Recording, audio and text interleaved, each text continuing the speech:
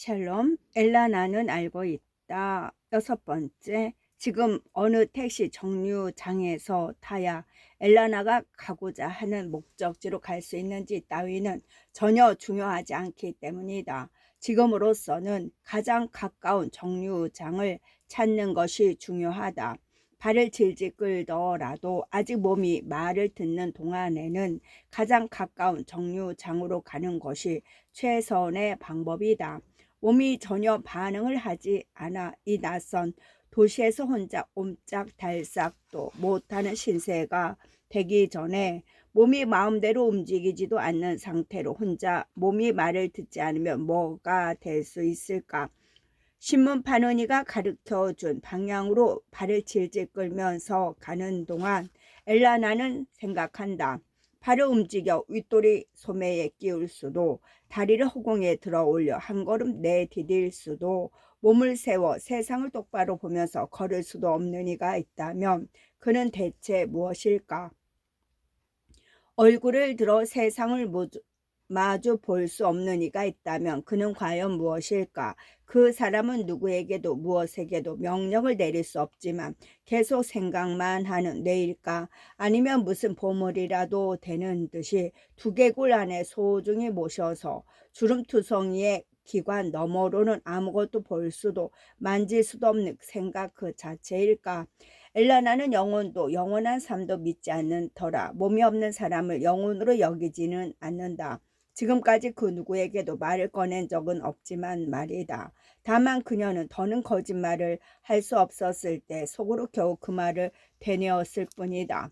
그녀의 남편 안토니오는 워낙 독실한 카톨릭 신자라 그녀의 말을 도저히 이해하지 못할 사람이었다.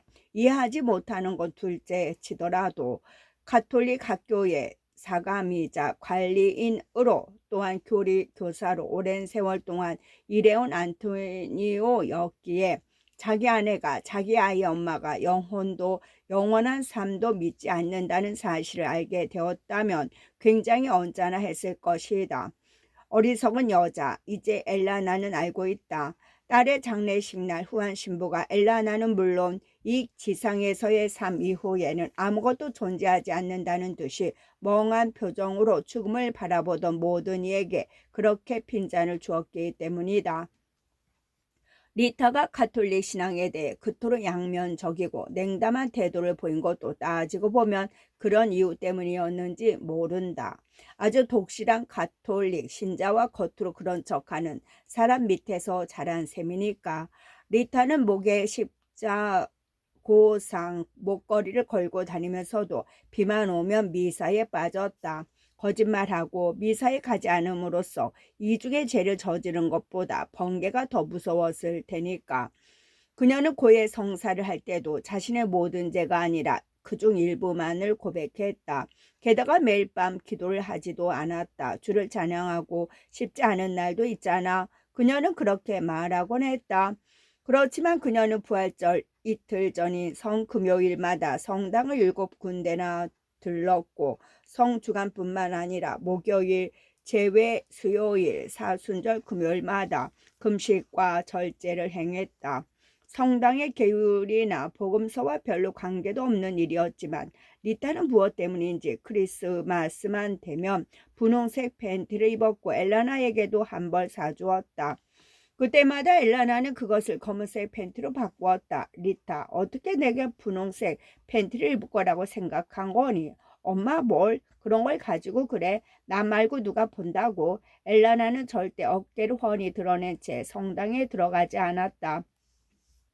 그녀는 절대 성체를 씹지 않았고 성체를 받아 모시기 1시간 전부터 금식을 했다. 그녀는 늦어도 신앙 고백을 외우기 전까지는 미사에 도착했다. 그래야 미사에 참석한 의의를 있을 테니까. 그녀는 또한 성당 앞을 지나갈 때마다 성호를 그었다. 마치 그녀의 종교나 교리나 신앙보다 전통이나 민간 전승, 사람들의 의식으로 정해온 것을 기초로 해서 만들어진 것처럼 말이다. 반면 리타는 자기만의 방식으로, 다시 말해 자신의 규칙에 따라 퍼즐처럼 맞춰 나간 자기만의 하느님을 가지고 있었다.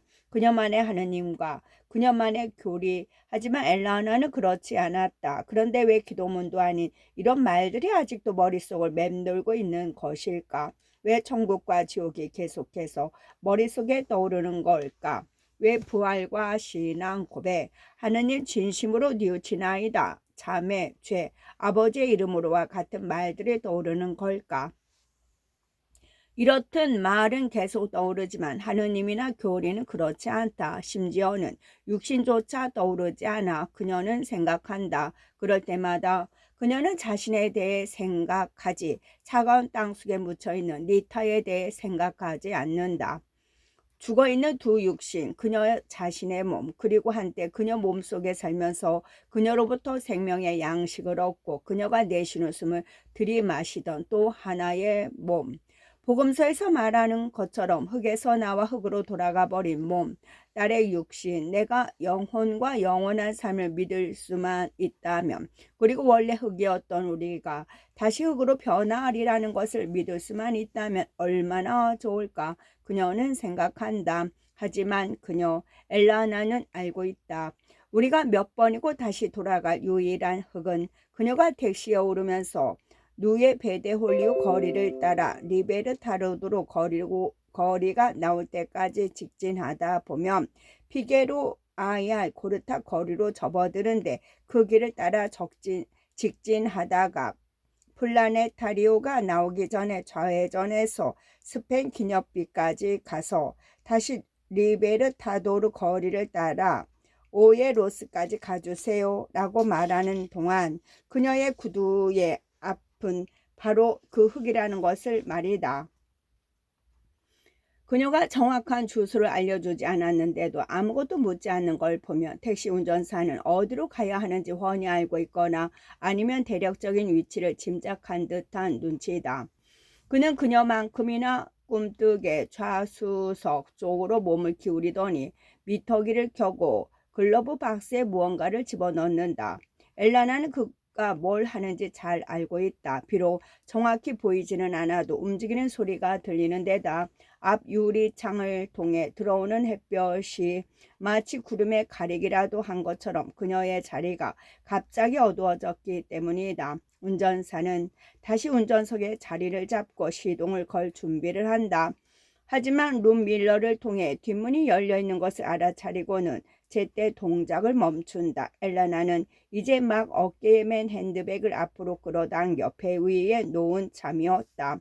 운전사가 세차장에서 얻어다 깔아놓은 종이 바닥 매트를 구기면서 겨우 한쪽 다리만 차 안에 집어넣었을 뿐 다른 다리는 여전히 밖에 있다. 아직 그 다리까지 움직일 틈이 없었다. 무릎을 바깥쪽으로 향하게 하는 사이 발은 허공에 대롱대롱 매달린 채 그녀가 두 손으로 밀어 바닥에 놓아주기만을 기다리고 있다. 운전사는 슬슬 짜증이 나는지 묻는다. 도와드려요? 필요 없어요? 엘라나가 대답한다. 그녀는 이미 안에 있는 다리를 지렛대 삼아 다리를 들어 올리면서 회전문처럼 직각으로 돌린다. 그러고는 발이 바닥에 닿을 때까지 손으로 허벅지를 세게 누른다. 엘라나는 이제야 혼자 힘으로 택시에 탔다는 것을 알고 있다. 다 됐죠? 택시 운전사가 묻는다. 그녀는 팔을 조금 더 뻗어 손잡이를 잡고 그것이 마치 매일 아침 일어나기 위해 사용하는 끈이라도 되는 듯이 있는 힘을 다해 자기 쪽으로 잡아당긴다. 이제 됐어요. 엘라나가 말한다. 출발하시죠. 그녀는 택시 운전사가 룸 밀러를 통해 자기를 힐끗 보는 모습을 상상한다. 어쩌면 가르마에 듬성듬성 흰 머리카락과 하얗게 앉은 비듬을 보고 있을지도 모른다. 리타는 그녀의 머리에 앉은 비듬을 볼 때마다 빈잔을 주곤 했다. 엄마, 제발 비듬 샴푸라도 좀 쓰라고. 갑자기 수치심이 치밀어 올라 그녀는 고개를 들어 그를 보려고 안간힘을 쓴다. 하지만 그녀의 시간, 엘라나의 시간은 이미 멈추고 말았다. 그녀가 움직일 수 있도록 도와주는 레보도파의 약효가 다 떨어졌기 때문이다. 이제 그녀의 몸속에 약기운이 전혀 돌지 않는다는 것을 엘라나는 알고 있다. 기다림이 오리라는 것을 엘라나는 알고 있다. 다음 알약을 먹을 때까지의 몇 분, 약이 녹으면서 몸속에 돌아다니기 시작하는 데 필요한 시간 동안의 기다림. 그녀의 기다림, 시계로 잴 수 없는 시간, 그녀가 기도할 때 사용하는 시간, 그녀를 늘 따라다니면서 거두어 주는 시간, 그 여자 전령.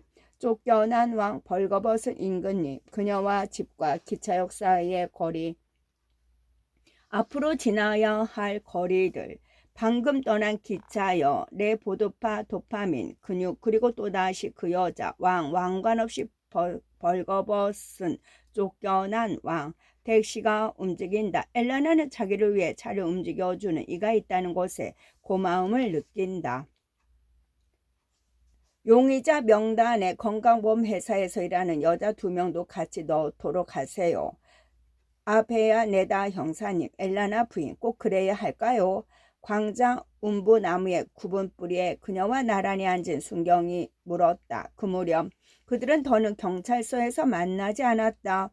우린 그 여자를 위해서 인간으로서 해야 할 도리를 다 했네. 야베야 네다. 이젠 동네 사람들도 수군거리기 시작했다고. 며칠 전 경감이 그에게 말했다. 뭐라고 하는데요, 경감님? 우리가 그 여자한테서 돈을 뜯어낸다는 거야.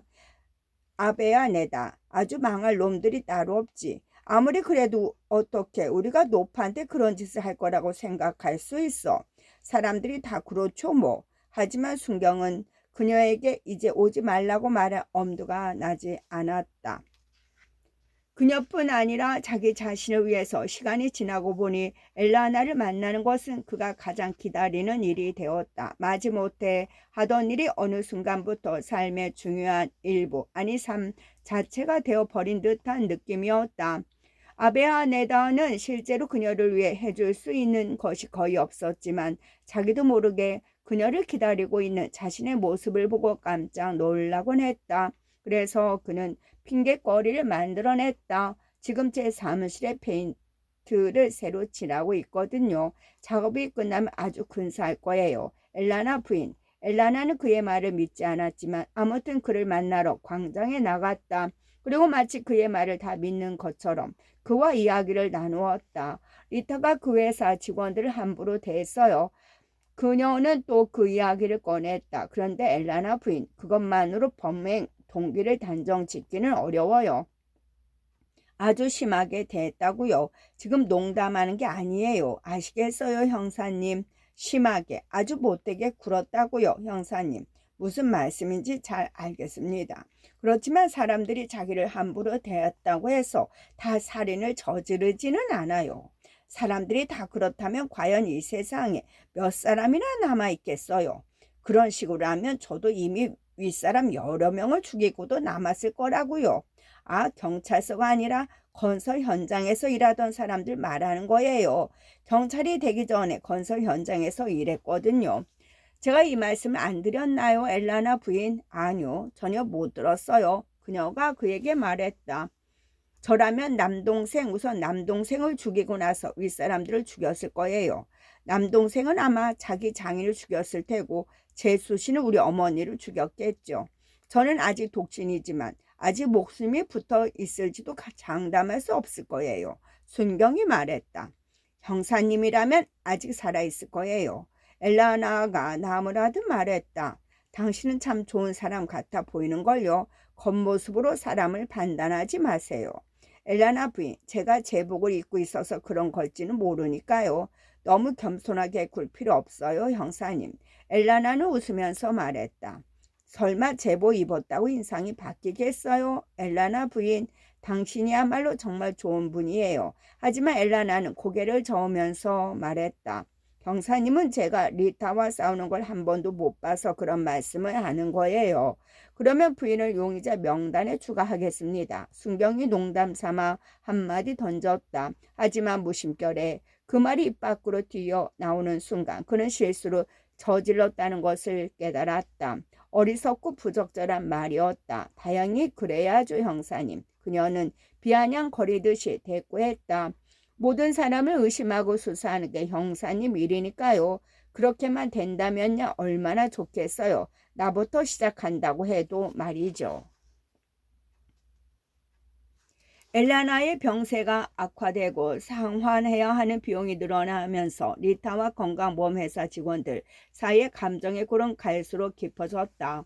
엘라나는 차고 넘칠 만큼 많은 학대 사례를 직접 목격했다. 그녀의 딸이 직원들을 명백하게 학대한 경우도 많았지만 본사에서 특별히 훈련이라도 받은 듯 부드럽고 공손한 목소리를 위장해 그쪽에서 반대로 리타에게 학대를 가한 경우도 적지 않았다.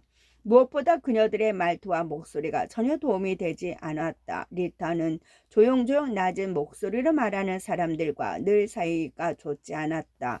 난 여자들 목소리만 들어도 겁이 나, 엄마.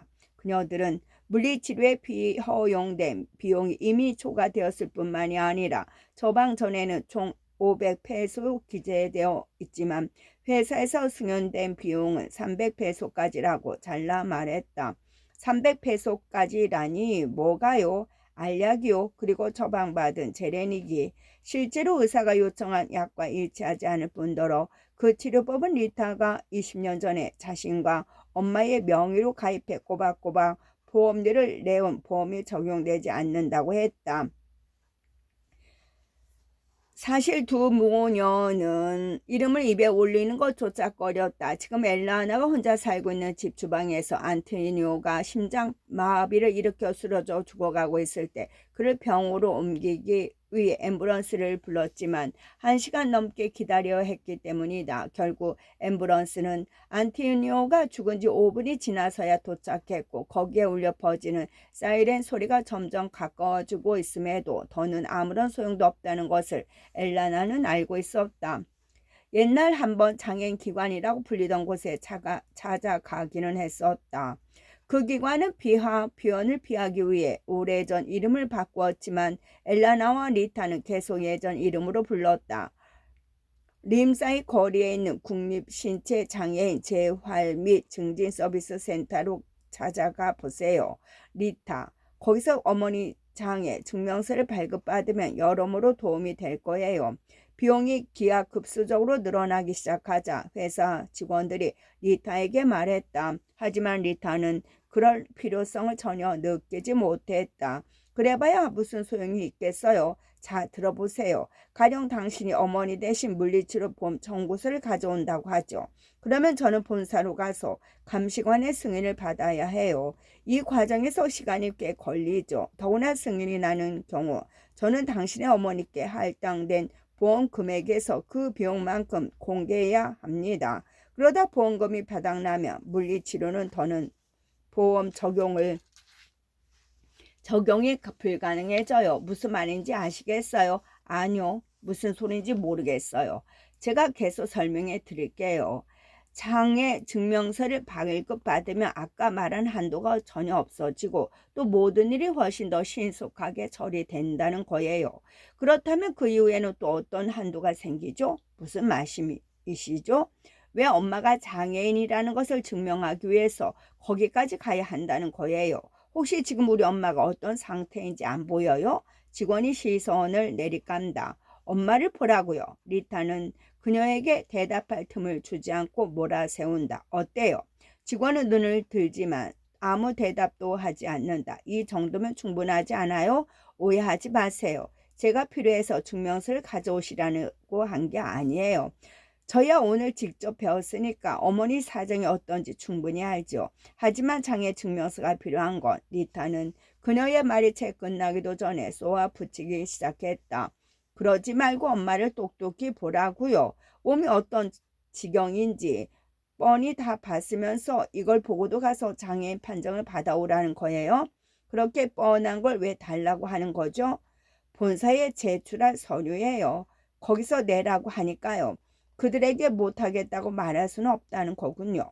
우리가 못 내겠다고 버텨봤자 본사에서 호락호락 넘어가지 않을 거예요. 그럼 당신이 직접 그들에게 말을 해도 소용이 없다는 거예요? 의료 기록이나 의사의 진단서만 가지고는 장애 여부를 증명할 수 없다는 건가요? 회사 규정이 그러니까요. 그렇다면 내가 엄마를 그들이 있는 곳으로 데려오고 가겠다고 전해주세요. 우리를 믿지 못하는 사람들한테 직접 눈으로 똑똑히 보라고 말이죠. 제발 우리 엄마가 이렇게 부당한 대우를 받지 않도록 그 사람들한테 말 좀 해달라고요. 그러나 본사 입장에서는 기존의 방침을 변경할 만한 이유가 전혀 없었다. 결국 엘레나와 리타는 그로부터 14개월 지난 뒤 림사의 거리에 있는 그곳으로 갔다. 예약 날짜를 내년으로 잡아두겠다고요. 리타는 접수처에 있는 여자에게 물었다. 한때 장애인 기관이었던 그곳은 놀랍게도 주변에 나무가 빽빽히 들어선 부속 건물이 딸린 대저택으로 바뀌어 있었다. 조금 더 빨리는 안 되나요? 같은 이유로 차례를 기다리는 분들이 워낙 많아서요, 부인.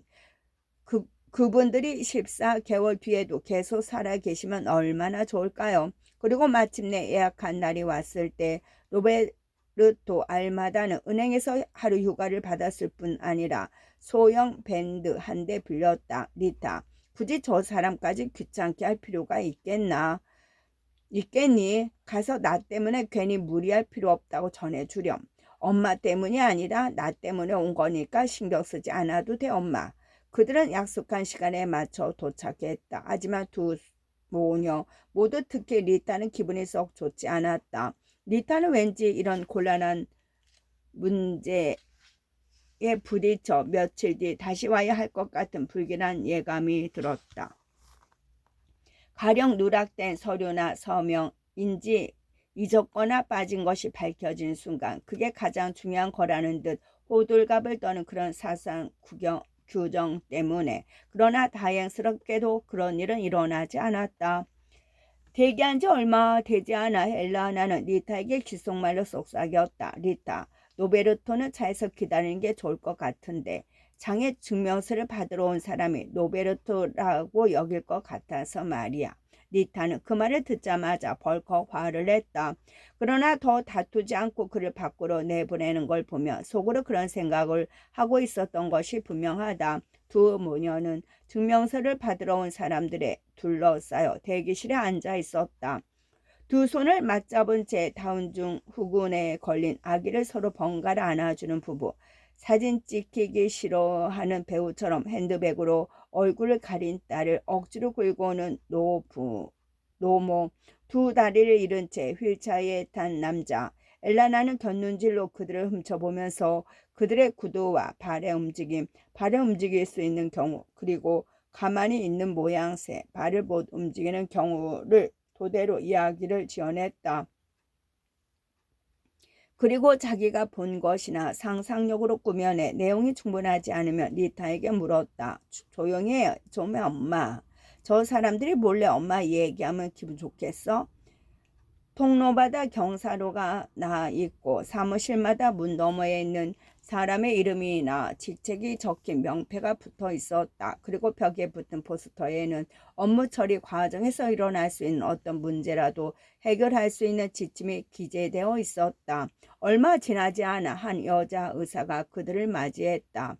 의사는 엘라나의 주민증, 건강보험카드, 마지막 연금 수령 영수증 사본과 베나가스 박사의 비서가 복사해서 보내진 진료 기록, 기입과 서명이 완료된 서식 등 파일을 3분 만에 줄줄 읽어 내려갔다. 그러더니 엘라나를 단 한 번도 보지 않고 차후 엘라나의 상태를 확인하고자 하는 이에게 그녀가 장애인임을 증명하는 서류에 서명했다. 파킨스 의사는 서류에 어떤 칸에 그렇게 썼다. 이제 다 됐나요? 의사가 서류를 건네주었을 때 리타가 그렇게 물었다. 네, 이제 다 끝났습니다. 의사가 그녀에게 말했다. 어머니의 경우는 증상이 아주 분명해서 의심할 여지가 없어요. 그러니까 항상 우리더러 이리 가라 저리 가라 하면서 뺑뺑이만 돌린 거로군요. 여기서 그랬다고요? 아니요, 여기가 아니에요. 하지만 건강보험회사고 병원은 늘 그런 식이죠. 네, 그렇죠. 의사는 그녀의 말을 수긍했다. 당신이 제풀에 지쳐 포기하도록 만들려는 속셈일 거예요. 그들이 원하는 대로 해주지 마세요. 의사가 말했다. 절대 안 그럴 거예요. 걱정 붙들어 매세요, 박사님. 나가시기 전에 꼭 잊지 말고 장애인 차량 증명서도 발급받으시고요. 그리고 궁금한 점이 있거든. 법률 고문을 만나서 상담해 보세요. 친절하게 답변해 줄 테니까요. 모녀에게는 차가 없었으므로 무료 주차권과 자동차 번호판 등록비 면제 허가증도 필요하지 않았다. 그래서 그들은 곧장 법률 고문을 만나러 갔다. 사무실에는 다운증 후군에 걸린 아기를 안고 있는 부부와 시각장애를 가진 여자아이를 데리고 온 또 다른 여자아이가 기다리고 있었다.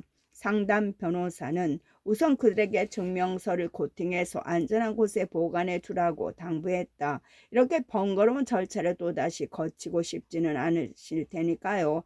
엘라나는 비록 얼굴은 보이지 않지만 그녀의 건강 상태와 이런 일로 허비한 시간까지 걱정해 주는 걸 보아 변호사가 아주 착하고 잘생긴 청년일 거라고 생각이 들었다. 청년일 거라는 생각이 들었다. 혹시 무료 주차권과 자동차 번호판 등록비 면제 허가증이 필요한 분이 있으시면 오늘 신청하세요. 변호사가 말했다. 엘라나는 옆에 눈먼 여자아이와 마찬가지로 변호사를 볼 수는 없었지만 그가 거기 모인 이들을 전부 살펴보고 있다는 것을 알았다. 법률항에 정한 바에 의하면 여러분의 권리는 국가의 보호를 받습니다. 여기 전화번호가 적혀 있으니까 궁금한 점이 있으면 언제든지 연락 주세요. 변호사는 사람들에게 한 장씩 나누어 준 견본 증명서에 파란색 판으로 동그라미가 쳐진 부분을 손으로 가리키며 말했다.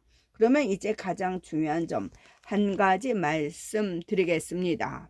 지금 이 시간부터 건강보험회사나 병원 등 그 누구도 여러분에게 비용을 청구하거나 여러분의 장애에 필요한 치료의 약에 대한 승인을 거부할 수 없습니다. 오늘부로 해당 비용 일체를 지불하는 것은 그들이 아니라 국가이기 때문이죠.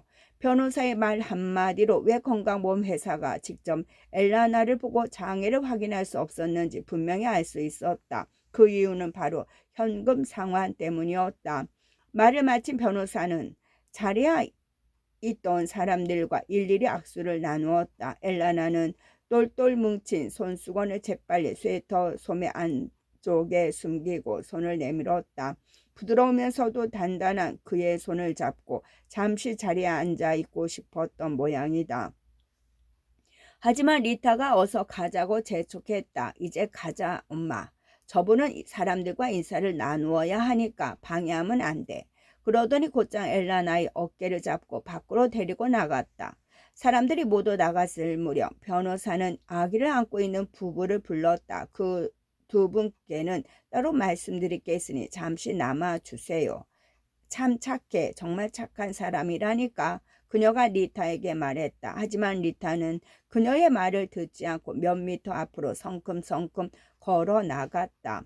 엘라나는 울면서 림 사이 거리를 빠져나와 소형 밴에 탔다.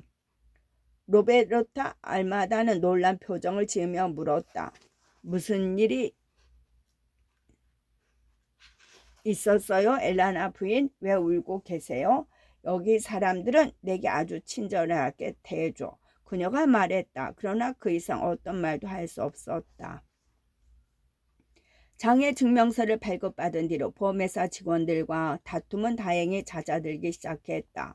다른 이가 비용을 모두 지불했기 때문에 그녀들도 리타의 요구를 더 거부할 수 없었고 같은 이유로 리타 또한 그녀들 앞에서 얼굴을 붉히면서 화를 낼 이유가 없었다. 적어도 리타가 미도파 두 상자를 한꺼번에 승인해 달라고 부탁한 그날 오후까지는 말이다. 그때 베네가스 박사가 회의 참석자 한동안 병원을 비울 예정이었고 혹시라도 그간 엘라나의 약이 떨어지는 불상사를 피하기 위해 며칠 떠나기 전 엘라나를 담당하던 직원에게 처방전을 건네줬다고 했다. 그 처방전에는 지속치료라는 말이 없네요. 그래서요. 지속치료라는 말이 없기 때문에 두 상자를 승인해 드릴 수 없다는 말이에요. 하지만 처방전에는 두 상자라고 분명히 쓰여 있잖아요. 네네, 처방전에는 두 상자라고 쓰여 있지만 지속치료라고 명시되어 있지는 않으니까요. 하지만 파킨슨병 치료법이 딱히 없는 상황이라면 어떤 경우든 치료가 지속적으로 이루어질 수밖에 없는 건 아닌가요? 그러면 의사한테 지속치료라는 말을 진단서에 명시해달라고 부탁하세요. 이렇게 사사건건 트집을 잡으면 당신들 입에 진단서를 쑤셔 넣을 테니까요. 그리 알아. 저는 규정에 따라 일을 하는 것뿐이에요. 규정에 따른다고 그따위 말 같지도 않은 헛소리 좀 집어치워. 만일 상사가 멍청한 지시를 내리는데도 당신이 순순히 따른다면 그건 당신도 똑같이 얼간이라는 얘기야. 이런 말을 하게 되어 안타깝지만 백치도 지속 치료가 필요한 병이라고. 물론 진단서에 계속 치료라고 명시해주는 사람은 아무도 없겠지만 말이야. 리타는 직원 손에 들린 진단서를 확 낚아 재고는 뒤도 돌아보지 않고 자리를 떠났다. 어찌나 서둘러 나왔는지 자신의 엄마가 대기실 의자에 앉아 자기를 기다리고 있다는 것도 까맣게 잊은 채로 직원들은 입도 뻥끗하지 못했다. 그녀들은 데스크 너머에 가만 선 채로 마치 리타가 그렇게 있으라고 명령이라도 했다는 듯 꼼짝도 하지 않았다. 맞은편에 몸을 쭈그리고 고개를 숙인 채 앉아있는 엘라나는 최근에 연금을 받아 산 셔츠에 침을 뚝뚝 흘리고 있었다. 엘라나는 자신이 그곳 데스크를 마주보고 앉아있어서 보면서 직원들이 거북할 거라는 생각이 들었다. 그래서 자리에서 일어나려고 했지만 마음대로 되지 않았다. 그때 전화 벨이 울렸다. 두 직원 중 누구도 전화를 받지 않았다. 순간적으로 몸이 기우뚱했지만 그녀는 있는 힘을 다해 일어서서 의자 팔걸이를 붙잡았다. 하지만 의자가 그녀의 무게를 이기지 못하고 미끄러워지면서 그녀도 따라 미끄러워졌다. 그러자 석상처럼 굳어있던 직원 중 한 명이 엘라나를 붙잡아 주기 위해 자리에서 뛰쳐나왔다. 바로 그 순간 문이 열리면서 리타가 뛰어들어왔다. 엄마한테 손대지 마. 리타가 소리쳤다. 직원이 깜짝 놀라 손을 놓자 엘라나는 다시 비틀거렸다. 어서 가자. 딸이 엘라나에게 명령하듯 말했다. 내 발로 걸어 나갈 수만 있다면요 오죽 좋겠니. 엘라나도 발끈하며 그녀의 말을 맞받아쳤다. 엘라나는 택시에 몸을 싣고 목적지로 향하고 있다. 그녀는 약 먹는 시간을 몇 분 당기기로 한다. 그렇게 해도 괜찮다는 것을 그녀는 알고 있다. 물론 그 여자 망할년의 병이 못마땅해 하게야 하겠지만 그녀는 알약으로 자신의 시간을 조금이나마 관리할 수 있다는 것을 알고 있다. 그녀는 핸드백을 열어 한참 더듬적거리더니 아침에 넣어둔 치즈 샌드위치 한 조각을 꺼낸다. 그녀는 젖은 빵 조각과 함께 삼키면 알약이 잘 넘어간다는 것을 알고 있다. 그래서 그녀는 늘 그렇게 한다. 그렇게 하기 위해 늘 손지갑과 집 열쇠 옆에 치즈 샌드위치 한 조각을 넣어 다닌다. 그녀는 빵을 씻고 삼킨다. 빵 부스러기가 택시 바닥에 떨어지자 엘레나는 택시 운전사에게 들키지 않으려고 서둘러 종이 매트로 살짝 가린다. 빵을 다 씻고 난 뒤 그녀는 다시 핸드백을 열어 안을 뒤적뒤적 하더니 알약 케이스와 주스 한 팩을 꺼낸다. 팩에 붙어있는 플라스틱 빨대를 떼어내고 케이스에서 알약을 꺼낸 다음 엄지와 검지로 알약을 꽉 쥐고 입안 깊숙이 집어넣고는 혀 위로 조심스럽게 올려놓는다. 그러고는 팩의 구멍에 빨대를 꽂아 주스를 빨아 마신다. 하지만 알약은 목구멍으로 쏙 넘어가기는커녕 목젖 부근에 걸려있다. 그녀는 다시 한번 주스를 빨아 마신다. 택시 운전사가 그녀에게 말을 걸지만 그녀는 못 들은 척한다. 대신 숨이 막히지 않도록 코로 깊게 숨을 들여 마신다. 그녀는 갑자기 울리는 경적 소리에 너무 놀란 나머지 사지가 후들거린다. 다시 경적 소리가 들린다. 하마터면 경을 칠 뻔했네. 택시 기사는 속으로 가슴을 쓸어내린다. 엘라나가 앞을 볼 수 있었다면 신호등이 바뀌기 전에 미처 길을 다 건너지 못한 웬 남자 때문에 사고가 날 뻔했다는 것을 알 수 있었을 것이다. 만약에 저 남자를 치기라도 하면 나는 아무 잘못도 안 했는데 돈을 물어줘야 한다고요. 정말 최악이죠. 그녀는 한 모금 더 빨아 마신다. 주스가 잘 나오도록 종이팩을 꽉 쥔다. 알약은 아직 목에서 넘어가지 못했다. 서서히 주스에 녹고 있다. 그녀는 목을 뒤로 아주 조금만 젖힐 수 있었다면 약을 꿀꺽 삼킬 수 있었을 것이다. 하지만 그건 불가능하다. 지금 그녀의 몸은 사람들이 아스피린을 삼킬 때 그렇듯이 머리를 살짝 흔드는 것조차 허용하지 않기 때문이다.